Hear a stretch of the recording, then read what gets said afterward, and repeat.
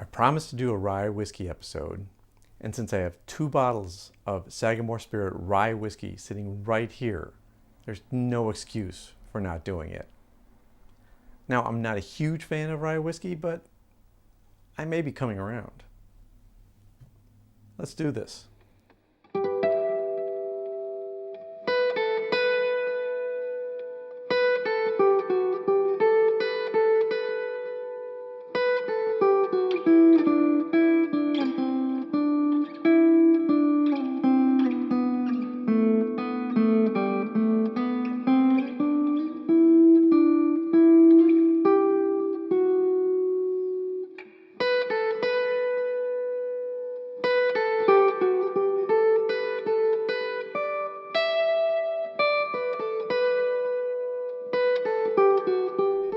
Hi, welcome to Whisky Riffs. I'm Kevin, and today we're going to do rye whiskey. Now, I am not the biggest rye whiskey fan, as I've said before, too many times probably, but I know that it's good to experience new things. The 2 bottles I have are a little bit different. They're both Sagamore Spirit, but one is their straight rye, which is bottled at 41.5% alcohol by volume, 83 proof. And the other one is a barrel select version. And this one happens to be from Craft Whiskey Club, which is where you can get barrel selects. They're not sold over the counter. You can get a cask strength, which is very similar, but this is a specific barrel number 105, location F4R6. They're specifically out of one barrel, and that's why they're called barrel selects. Now this one is a higher proof. This is at 55% alcohol by volume and 110 proof. They're both straight rye whiskeys, and they're both similar flavors, but in my testing, and my trying to get more adapted to rye whiskey, I found a lot of differences. Now, the Sagamore Distillery was founded in 2013. They're very proud of the fact that they are a Baltimore distillery. They're so new, though, that they only started distilling whiskey, rye whiskey, in 2017. They need to let that mature to 4 years or more before they start selling it. So, what's in these bottles then?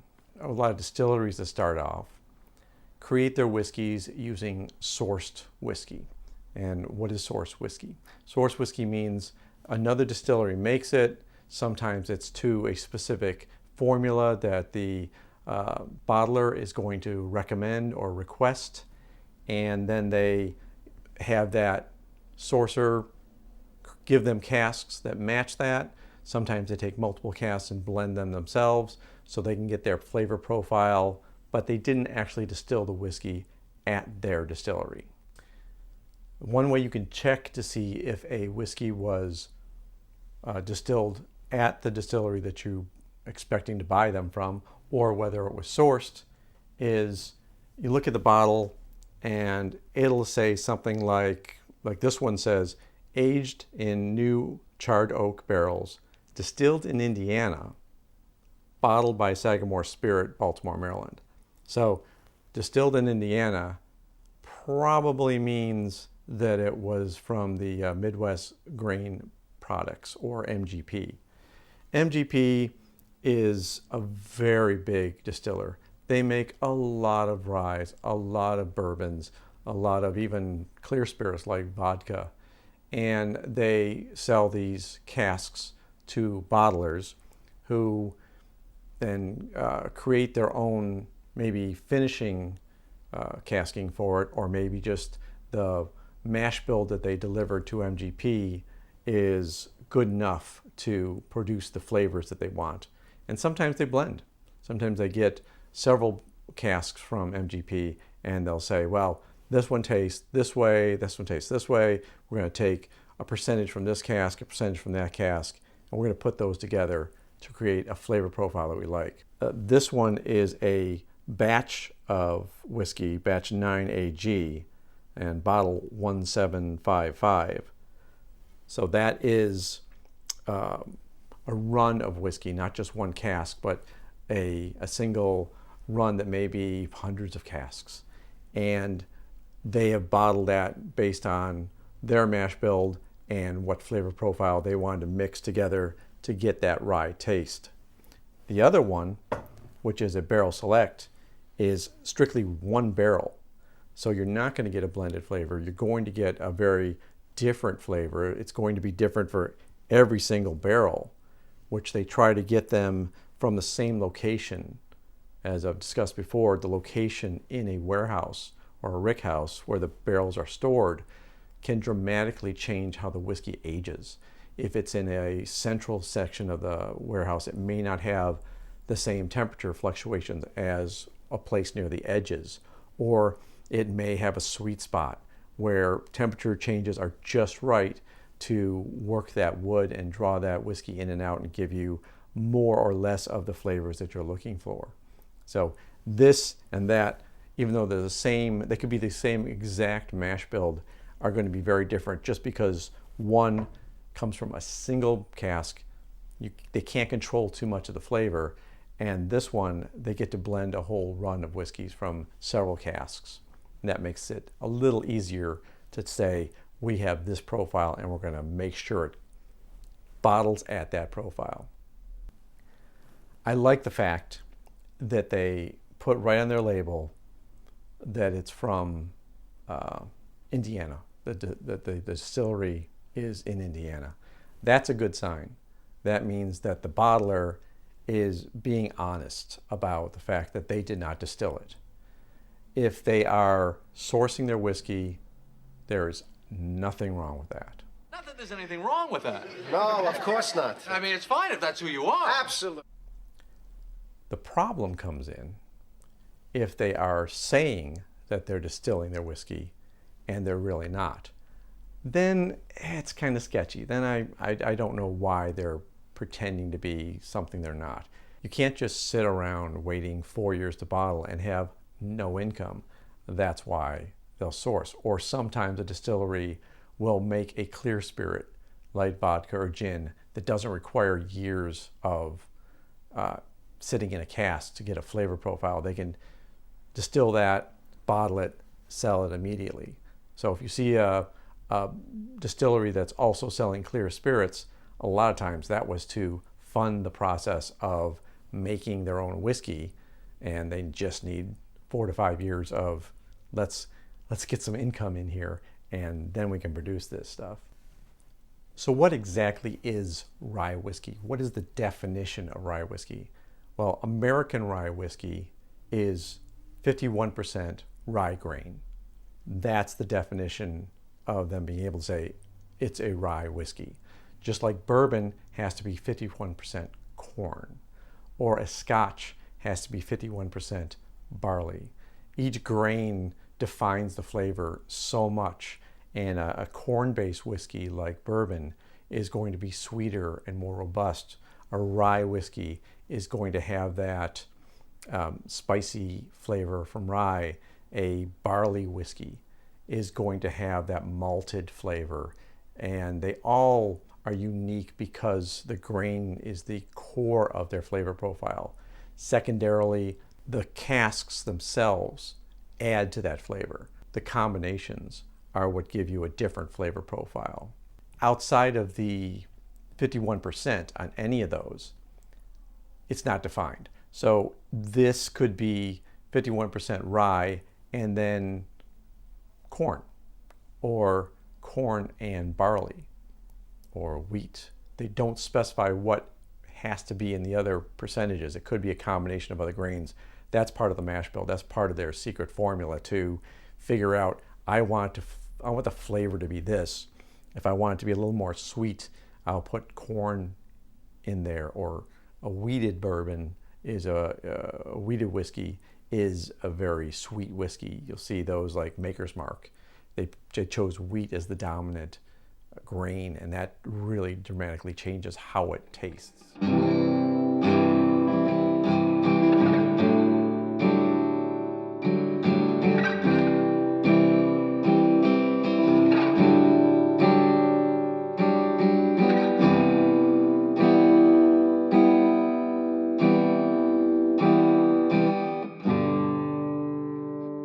In the US, rye whiskey has a long heritage. It was very popular in the 17 and 1800s. It was the dominant whiskey. It was primarily made in the Northeast, since there wasn't much more of the country in the early 1700s, 1800s.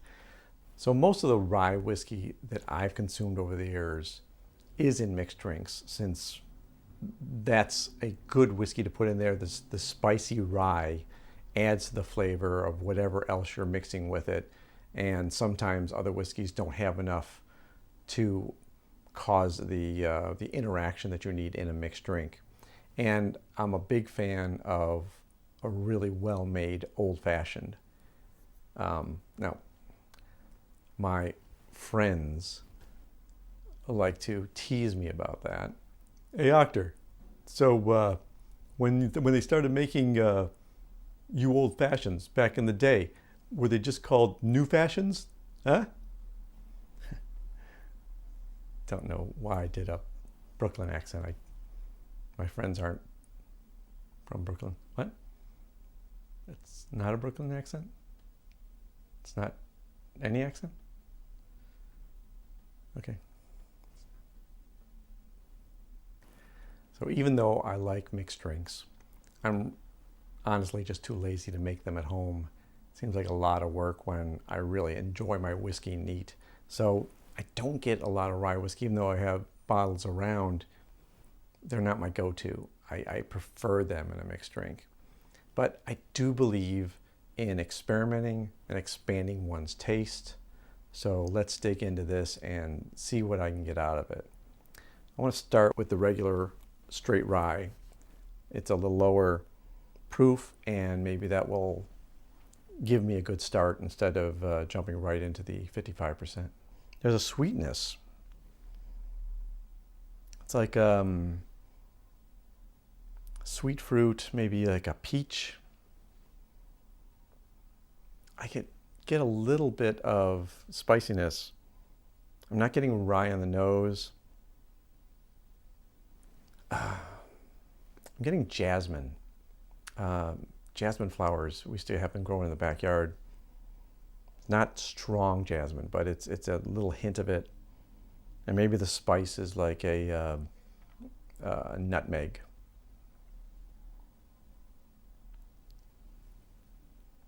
On the taste is rye. That definitely comes through. Caramel's there. It's not as strong as a caramel I get from bourbon. Maybe like a tobacco, hint of tobacco on there. A little bit of citrus, maybe like a spritz of orange zest. The finish sneaks up on you. It's longer than you would expect. At first it seems like it goes away, but then it just lingers. Maybe I'm getting more of a pepper spice on the finish. Yeah, it's very, very nice. Let me go ahead and switch to the Barrel Select, which is more of a cask strength. Actually is a cask strength. Nose on this is just very different. And they're both very tame noses. I was expecting to be hit in the face with rye right away, and I'm not getting that. I'm getting a sweetness on this. Kind of like a peppermint candy sweetness.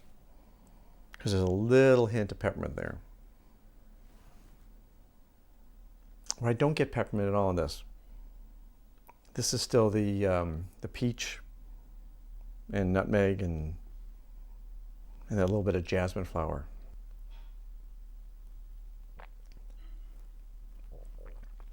This got more heat. You can definitely tell the alcohol level is higher. Very spicy. The rye is very strong on the taste here. Much more so than the straight rye. I'm also getting the pepper and a bit of dark chocolate. Again, it's a long finish. This one doesn't sneak up on you as much as it's always there. I can really taste that flavor going down. A lot of spiciness, maybe oak spice on this one, and there's some mint there. more like a spearmint than a peppermint, like I had on the nose of the other one. I'm really interested to see what water does to these. So I'm going to put a little bit of water in both of them. Maybe a little bit more in the Barrel Select that has a higher alcohol level. And we'll see how that does. Now this is the straight rye. And the nose got more candied. Yeah, that's a nice nose. Taste got a little bit spikier. None of the flavors seem to have changed. Maybe I'm gonna get a little bit more caramel now on it. The finish didn't change much. Let's try the Barrel Select. See how this one did with the water. I already put 2 droppers worth in here. Oh wow. That nose changed. Oh, I got this before when I was doing some tasting notes. And it really surprised me. I thought maybe it was a one-time only occurrence. But when I was a kid, I used to love going to the bakery and getting hot cross buns. They were only sold around Easter time, but they were so good. And every so often, I would get, my mother would buy the hot cross buns, and they would have these little candied fruits in them, which I hated. I just wanted the hot cross buns. Maybe some raisins in there, but no candied fruit. And this reminds me of when I used to get the hot cross buns with the candied fruit, and I'd be so upset because it's not like we were going back to the bakery and getting more. It's like, just eat around them, my mother would say. But to me, those candied fruits would just infect the whole hot cross bun. I couldn't enjoy it.